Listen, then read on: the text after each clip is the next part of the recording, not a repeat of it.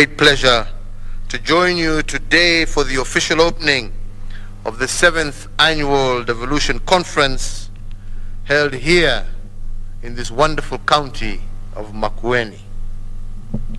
I wish to thank the county government of Makueni and especially your governor, Dr. Kivutha Kibwana, for accepting to host this important event, but also to thank the people of Makueni for the very warm welcome they have extended to all our delegates from across our country, Kenya. Ladies and gentlemen, this Devolution Conference has become a key platform through which both the national and county governments come together, reflect upon, evaluate, and benchmark their performance on policy and implementation, the legislative framework, accountability, but more importantly, service delivery. The conference also gives us an opportunity for the two levels of governments to demonstrate their commitment and to rededicate, to cooperate and to work together to achieve the dream of devolution. Ladies and gentlemen, of all the programs Kenya has implemented since independence to spur social economic development, devolution has had the deepest and most far-reaching impact on the lives of our citizens. Indeed, today, the devolution achievements and dividends are a visible reality in all parts of our country. Everywhere you go across the country, you find more empowered communities and note major improvements in infrastructural development, healthcare, and basic services and service delivery. In the last decade, we have come a very long way on the devolution journey, but it remains work in progress. To deliver on the promise of devolution to Kenyans, we need to build on the successes and to strengthen areas where progress has been slow. And in this regard, I would like to highlight two areas where I believe stronger cooperation and coordination between the national government and county governments could enable all of us to reap the devolution dividend much faster and indeed more effectively. The first of these is to build on the solid public finance management legal framework.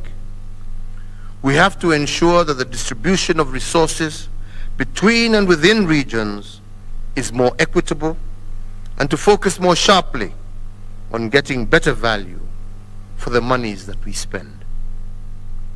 The second is to work towards becoming a truly responsive government by promoting and increasing accountability at all levels and ensuring that citizens are actively engaged in decisions and actions that impact on their lives. Ladies and gentlemen, such an enhanced spirit of cooperation, coordination, interdependence, and support between and amongst ourselves has served us remarkably well since March of 2020, when COVID-19 first was reported here in Kenya.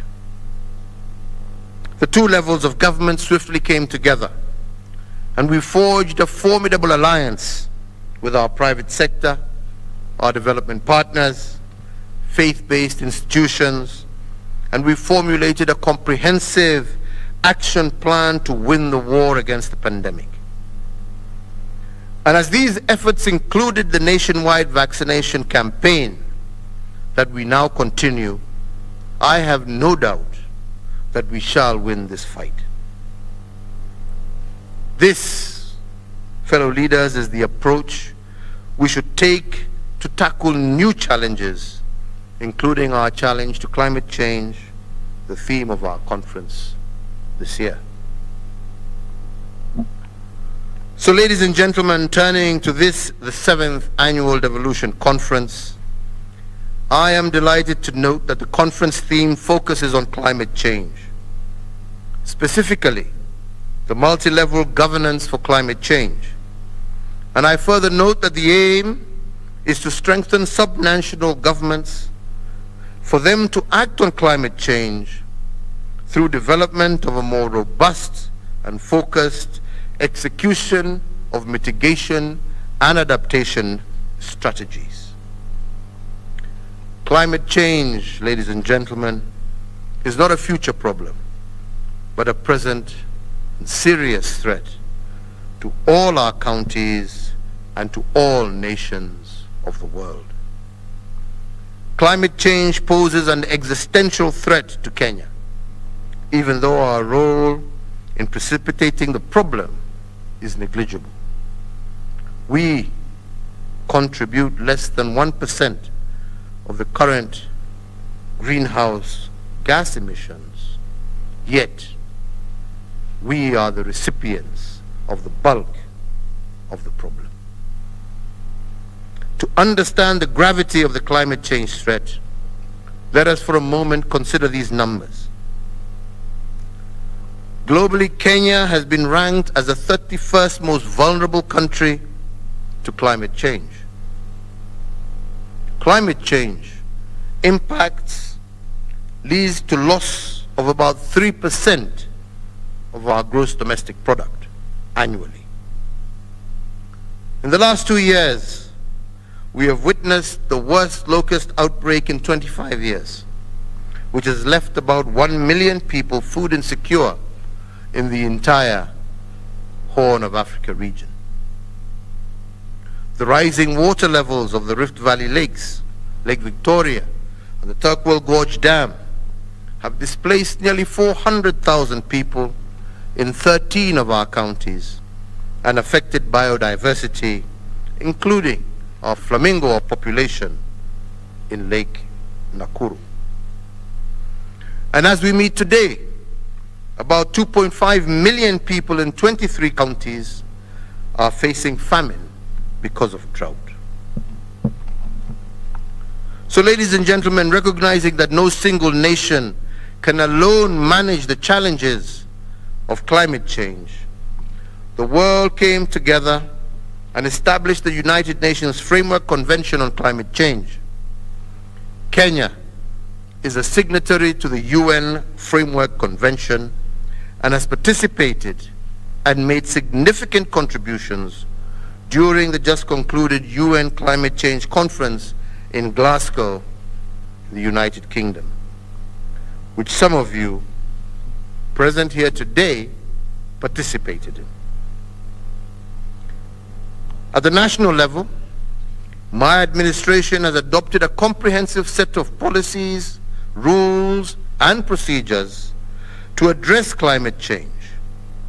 The effect, as you are all aware, has culminated in the development of the following key instruments. The first of these is the Climate Change Act 2016. The second, the National Drought Management Authority Act of 2016. The third is the National Climate Change Framework Policy of 2018. The fourth, the National Climate Finance Policy of 2018. The fifth, the National Climate Change Action Plan 2018 to 2022. Sixth, the National Adaptation Plan 2015 to 2030. And seventh, the Green Economy Strategy Implementation Plan 2016 to 2030. These policies are currently being mainstreamed to sectors in forestry, agriculture, water, energy, waste management, and health.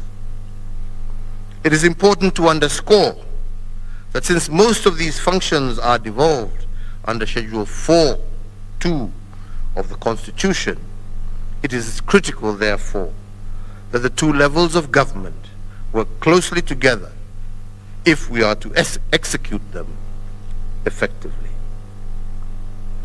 This effort, ladies and gentlemen, reflects our resolve and Kenya's resolve, as well as desire, to play our part in the international community's effort to address climate change, including preventing global temperature rises above 1.5 degrees Celsius.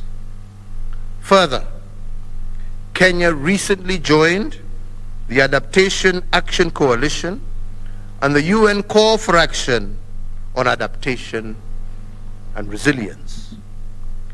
By partnering with these two institutions, we are sending a clear political statement that Kenya will continue to work with other like-minded governments, institutions, businesses, and civil society to accelerate action, to moderate the negative impacts of climate change, facilitate adjustment to expected climate impacts, and to strengthen capacity to absorb and recover from climate change effects. I note with much appreciation that 33 county governments have developed county-specific laws on climate change, and that a few of them are providing strong leadership on this agenda. Allow me to cite the counties of Makueni, Wajir, Garissa, Isiolo, and Kitui, which have established policies and supporting legislation on climate change. They also have established the climate change units and put into operation a fund for climate change mechanism. Ladies and gentlemen, the National Climate Change Action Plan 2018-2022 spells out bold strategies that put us on a sustainable growth path. It further underscores the need for adaptation and enhanced climate change resilience for vulnerable groups, including women, youth, and persons living with disabilities, as well as marginalized communities. One of the key deliverables in the action plan is to increase our forest cover. This is in line with the Constitution and with respect to maintaining a clean and healthy environment for all. Action in this regard has already been taken, and within the very near future, we shall be launching our Forestry Action Plan that shall reveal and discuss the issues and what we have been able to achieve in this regard over the last 8 years. It is our obligation to ensure that our environment is protected and conserved, not just for us, but for the benefit of future generations. Ladies and gentlemen, our nation has a pioneering commanding lead in climate change action in the continent. For example, Kenya is a leader in the generation of renewable energy. We are ranked 5th globally on geothermal energy, where our potential stands in excess of 10,000 megawatts, while only 10% of this has been exploited to date. We are using innovative approaches to expand access to energy through off-grid solar power and other clean cooking energy sources, with the aim of delivering 100% clean cooking energy source by 2028. The Turkana wind farm is now fully operational with an output of about 310 megawatts of clean energy. Kenya has already outlawed the use, manufacture, and importation of single-use plastic bags as a way of protecting and conserving our environment. the two levels of government are investing on sustainable waste management projects to achieve a net zero plastic waste by the year 2030. Several counties, including Nairobi, Kisumu, Mombasa, have started reclaiming green urban spaces.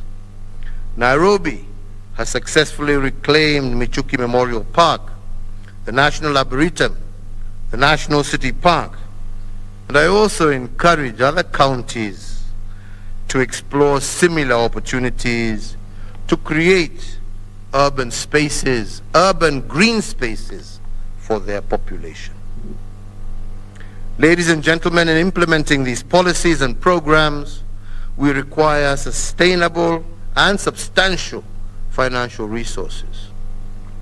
Kenya has committed to reduce her greenhouse gas emissions by 32% by the year 2030.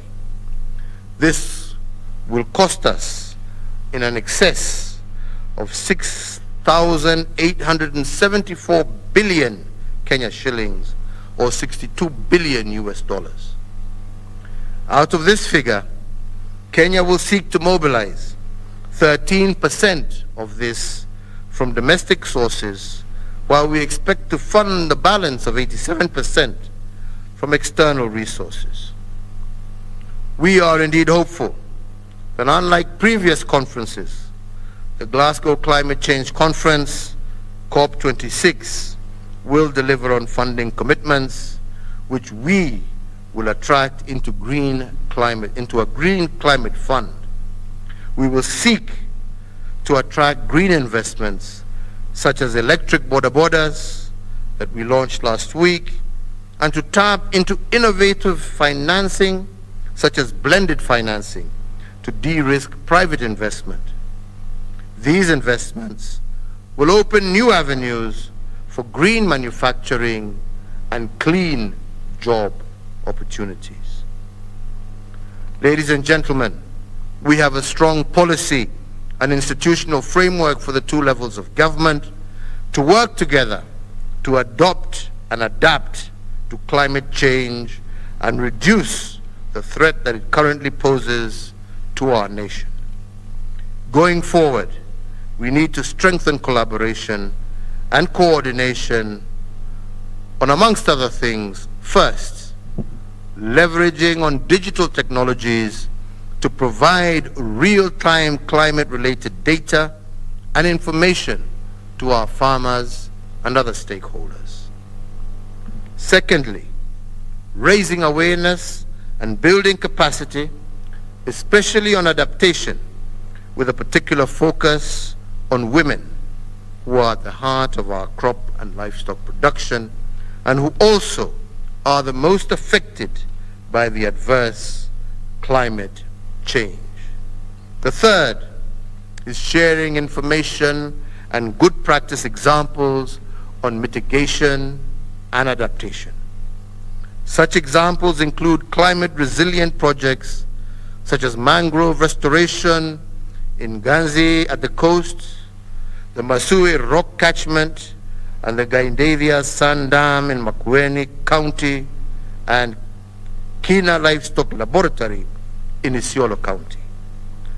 Development and implementation of county spatial plans with a climate change lens is also going to be critically as a last measure. As the chairman of the National Climate Change Council, I will personally remain in the forefront to ensure that our desire to achieve a low-carbon, resilient, and prosperous future is realized. And it is with these few remarks, ladies and gentlemen, that it is now my distinct pleasure to declare this, the 7th Annual Devolution Conference, officially open, and to wish you every success and fruitful deliberations over the next few days. God bless Kenya. Asanteni sana.